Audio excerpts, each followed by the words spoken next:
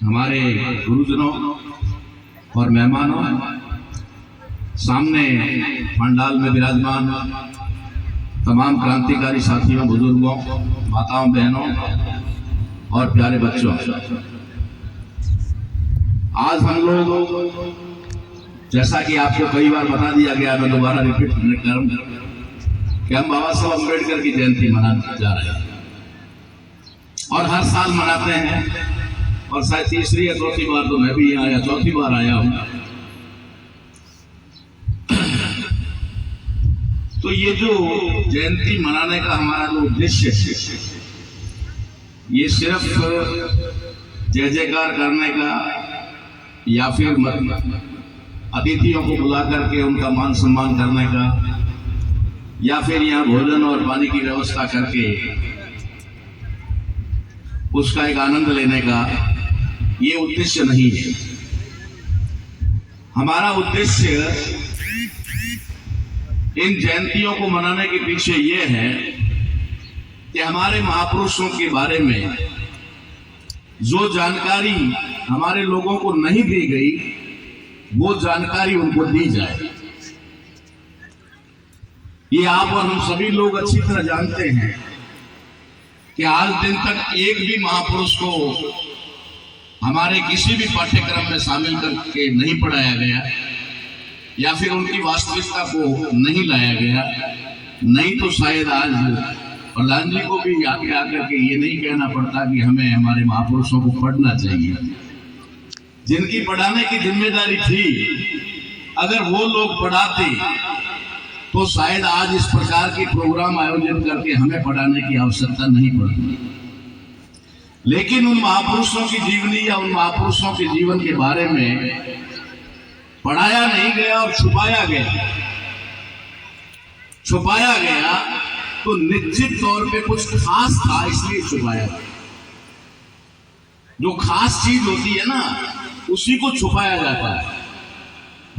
आपके घर के अंदर कुल्हाड़ी है, कुदाली है, फावड़ा है, जो लोहे का सामान है, तगारी है, फावड़ा एक प्रकार का सामान है, वो आप घर के अंदर कहीं भी डाल देते हो ना, कहीं भी डाल देते हो।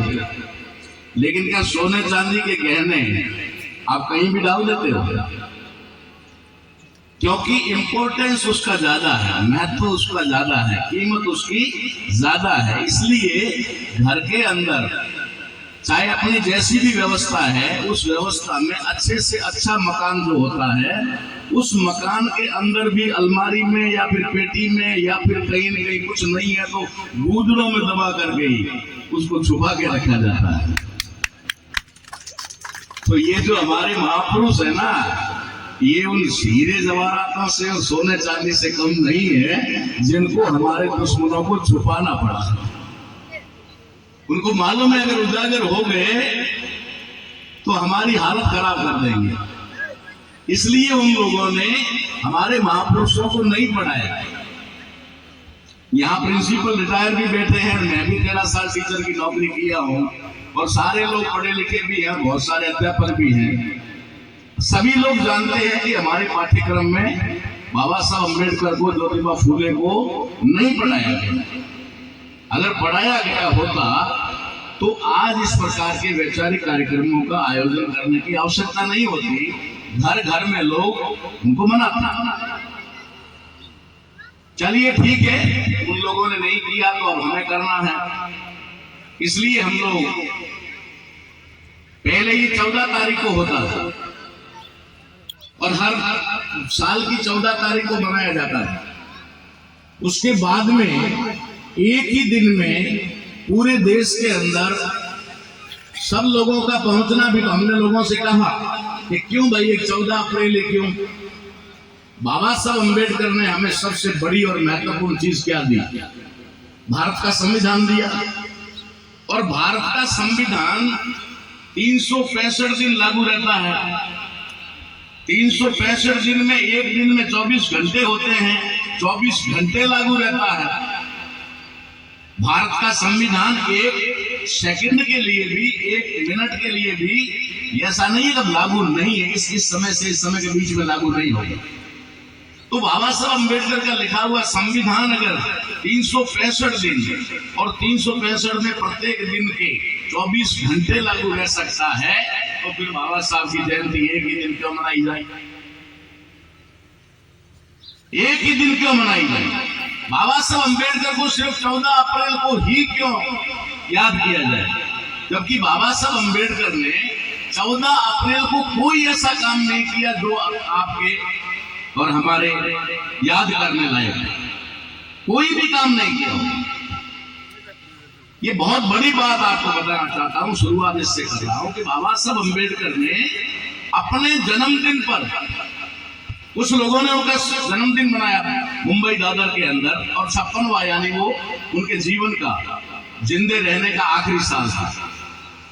बाबा साहब अम्बेडकर को बुलाया गया, श्रद्धालु बुलाया गया, और जो आयोजक थे, जैसे आज के आयोजकों को भी मैं कुछ कहने वाला हूं,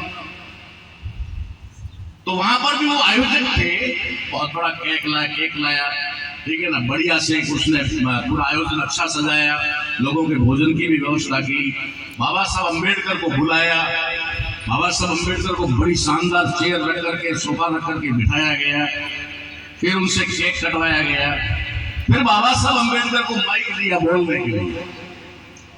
तो जो आयोजक समिति थी, वो लोग सोच रहे थे कि अब बाबा साहब हमारी पीठ थपथपाएंगे और हमें शाबाशी देंगे कि मैं आपका बहुत बहुत आभारी हूं कि आपने मेरा जन्मदिन मनाया, मुझे बुलाया, इतना मान सम्मान दिया, ऐसा अब बाबा साहब कहेंगे।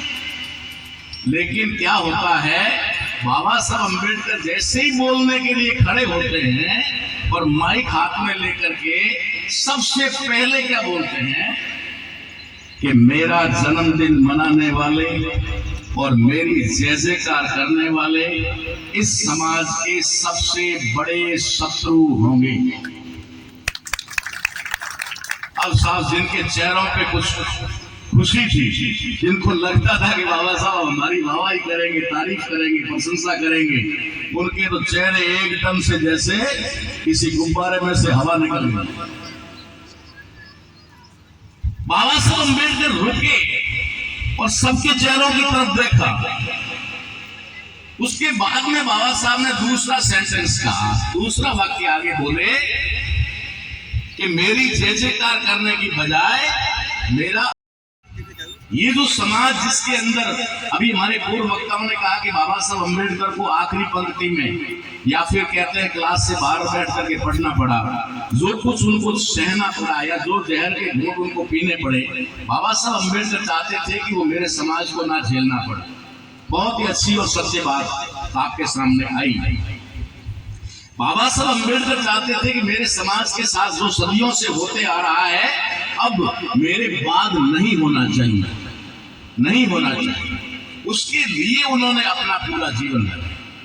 अब आप बता सकते हैं कि उन्होंने क्या किया और क्या अधूरा रह गया। बाबा साहब अम्बेडकर ने जब राउंड टेबल कॉन्फ्रेंस के अंदर, पढ़े लिखे लोगों को इसका जानकारी होनी चाहिए, बाबा साहब अम्बेडकर जब राउंड टेबल कॉन्फ्रेंस में जब कम्युनल अवार्ड हासिल करते हैं, यानी अपनी जीत दर्ज करवाते हैं, उस समय सयाजी गायकवाड़ जो बाबा साहब अम्बेडकर के निर्माताओं में थे, सयाजी गायकवाड़ अगर नहीं होते तो बाबा साहब अम्बेडकर नहीं होते, वो भी कहीं मिट्टी खोद रहे होते या फिर कहीं खेती मजदूरी कर रहे होते। उनको फॉरेन एजुकेशन के लिए भेजने वाले जिन महापुरुषों के नाम है वो साहू महाराज और सयाजी गायकवाड़ है, उन्होंने भेजा।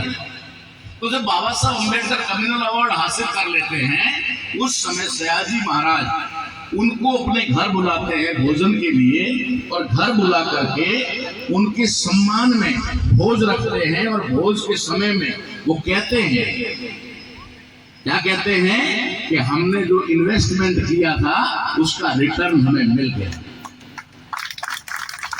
तो उनकी महारानी पूछती है कि ऐसा डॉक्टर अम्बेडकर ने क्या किया जिसके लिए आपने भोज भी रखा और आपने कहा कि हमारा इन्वेस्टमेंट जो है उसका रिटर्न हमें मिल गया, वापस उसका प्रतिफल हमें मिल गया जिस काम के लिए किया गया।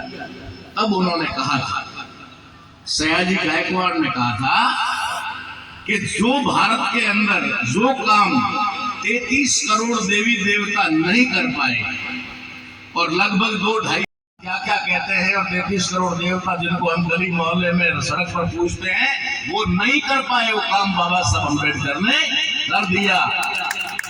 वो काम क्या था? वो काम था हमारा जो भारत का मूल निवासी बहुसंख्यक समाज है,